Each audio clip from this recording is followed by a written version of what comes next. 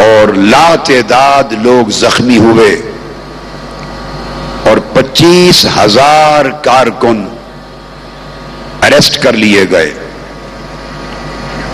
جو آج کے دن تک اپنے گھروں کو لوٹ کر نہیں جا سکے۔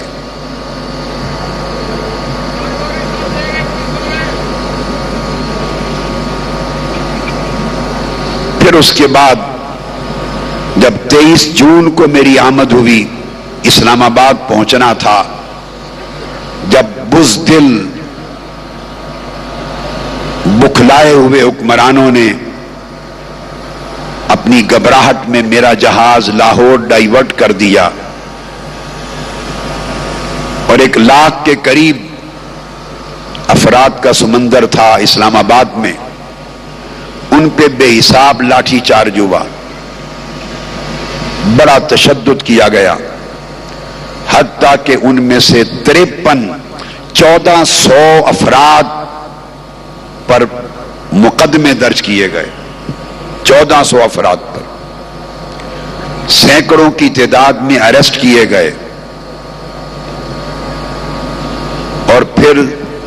ضمانتوں پر ان کی رہائی ہوئی۔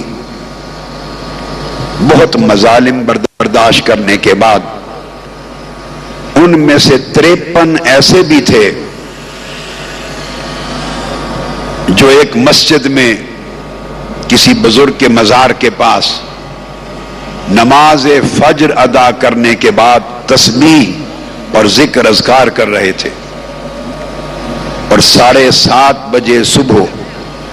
میرے جہاز کی لینڈنگ کا، میرے ارائیول کا انتظار کر رہے تھے اور اللہ اللہ کر رہے تھے مسجد میں۔ ان بے گناہ جوانوں کو مسجد کے اندر سے لاٹھیاں مار مار کر، تشدد کر کے اریسٹ کر لیا گیا، جیل میں بند کر دیا، اور ان بے گناہ جوانوں کو نماز اور عبادت کی حالت میں پکڑ کر ان پہ دہشت گردی کے پرچے بنا دیے گئے، جو اس وقت تک جیل میں ہیں۔ شاید ان میں سے چند ایک کی ضمانت ابھی ہوئی ہے۔ یہ سارے لوگ مبارکباد کے مستحق ہیں کہ انہوں نے اس عظیم انقلاب کو جلا بخشی ہے، ان کی قربانیوں نے اس انقلاب کی جد و جہد کو قوت دی ہے، اس انقلاب کی جد و جہد کو بلندی دی ہے، اور بزدل، ظالم، جابر، یزید صفت حکمرانوں کے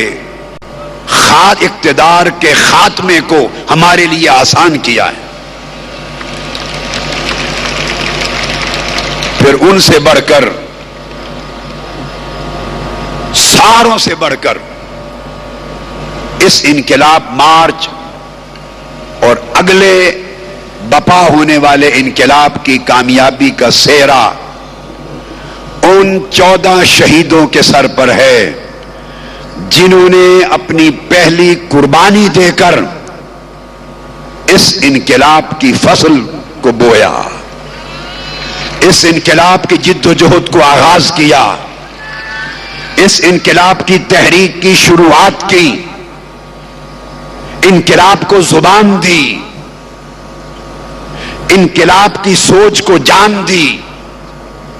مظلوموں، بے بسوں، بے کسوں، مجبوروں، مقہوروں کو قوت دی، بیٹھے ہوئوں کو اٹھنا سکھایا، سوئے ہوئوں کو جاگنا سکھایا، ڈرے ہوئوں کو بے خوف ہونا سکھایا، گھبرائے ہوئوں کو عزم اور ہمت دیا، اور پسے ہوئوں کو حکمرانوں سے ٹکرانا سکھایا۔ مبارک ہے ان شہیدوں کے خون کے لیے، ان شہیدوں کے خون کے ایک ایک مقدس قطرے کے لیے مبارکباد ہے، جو آج اس انقلاب کی جد و جہد کے اصل ہیرو ہیں، جن میں ہماری 2 بہنیں بھی شامل ہیں،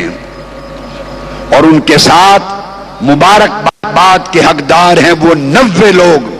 جو گولیوں سے چھلنی ہوئے اور زخمی ہو کر ہاسپٹل پہنچے اور اب بھی ان میں سے کئی ہسپتال میں پڑے ہیں۔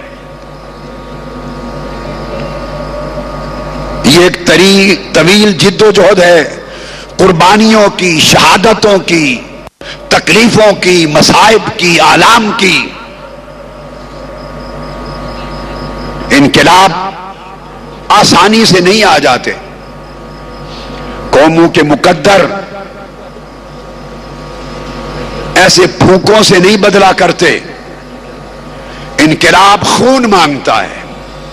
انقلاب تن من دھن کی بازی مانگتا ہے، انقلاب جانوں کی قربانی مانگتا ہے، انقلاب قوموں کا بلند حوصلہ مانگتا ہے،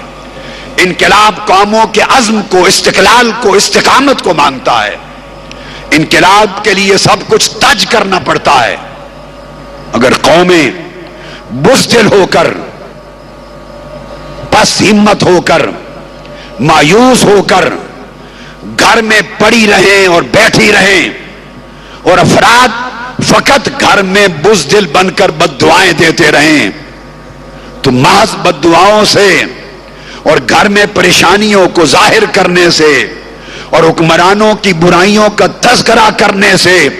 تاریخ گواہ ہے قوموں کے مقدر کبھی بدلہ نہیں کرتے۔ ایک دور تھا تاریخ انسانیت میں جب فرعون حکمران تھا، وہ اپنے معاشرے کے بنی اسرائیل کے بیٹوں کو پیدا ہوتے ہی قتل کر دیتا تھا تاکہ جوانوں کی کھیپ تیار نہ ہو کہ کہیں میرے اقتدار کو کسی وقت یہ انقلابی فوج بن کر لاحق نہ کر دیں، اور ان کی بیٹیوں کو زندہ کر رکھتا تھا تاکہ مرد کم ہو معاشرے میں، لڑکیاں زیادہ ہوں، اور اس طرح فحاشی، عریانی، بے حیائی اور بے راہ روی کا ماحول پیدا ہو۔ وہ بنی اسرائیل کی قوم کو بے غیرت کرنا چاہتا تھا اور طرح طرح کے مظالم کے ذریعے قوم کو پیس کر غلام بنا کے رکھا تھا۔ انقلاب مارچ کے انقلابیوں، اللہ رب العزت نے موسیٰ علیہ السلام کو بھیجا اور حکم دیا، اذهب الى فرعون انه طغى، اور پھر ان کے بھائی حضرت ہارون کو ملا کر دوبارہ حکم دیا، اذهبا الى فرعون، فرمایا ہے موسیٰ فرعون اٹھو دربار فرعون کی طرف، ایوان فرعون کی طرف، میرے اشارے کو سمجھو، اٹھو فرعون کے ایوان کی طرف۔ وہ باغی ہو چکا ہے، اس کے اندر طغیان اور بغاوت آ گئی ہے، سرکش ہو چکا ہے، خدا بن گیا ہے، خدائی کا دعویٰ کرتا ہے، لوگوں کو قتل کرتا ہے، ان کی عزتیں لوٹتا ہے، ان کے مال پر ڈاکہ زنی کرتا ہے، اور پوری قوم کو اس نے غلامی کی زنجیروں میں جکڑ کے رکھ دیا ہے۔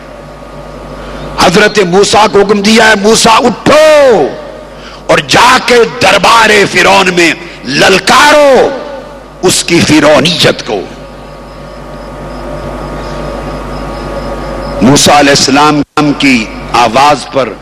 معلوم ہے، قرآن مجید بتاتا ہے کس نے لبیک کہا۔ قوم تو پسی ہوئی تھی، ان کے حوصلے پست تھے۔ قرآن مجید کہتا ہے اس قوم کے جوان حضرت موسیٰ کی آواز پہ لبیک کہا، جوانوں نے۔ اور جو لوگ عرصے سے فرعون کی غلامی کی زنجیروں میں جکڑے ہوئے تھے، ان کے خون میں نس نس میں غلامی رچ بس گئی تھی، ان کے اندر وہ جرأت نہیں رہی تھی کہ وہ اب فرعون کی طاقت کو، فرعون کی قوت کو، فرعون کی حکومت کو اور فرعون کے اقتدار کو للکار سکیں۔ اسی طرح مبارکباد کے مستحق ہے ڈاکٹر الیاس علیہ رحمت کی روح جو پاکستان عوامی تحریک پنجاب کے نائب صدر تھے رحیم یار خان سے، وہ ماڈل ٹاؤن کے 8 دن کے محاصرے کے اندر دوائی اور علاج نہ ملنے کی وجہ سے ہارٹ اٹیک ہو کر شہید ہو گئے۔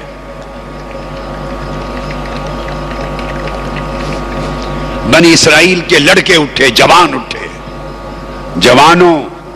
آپ کو یہ قرآن کا واقعہ داستان موسیٰ و فرعون اس لیے بتا رہا ہوں کہ وقت آنے والا ہے، آپ نے بڑا رول پلے کرنا ہے، بڑا کردار ادا کرنا ہے۔ یہ انقلاب اب ملتوی نہیں ہو سکتا، انقلاب اب مؤخر نہیں ہو سکتا۔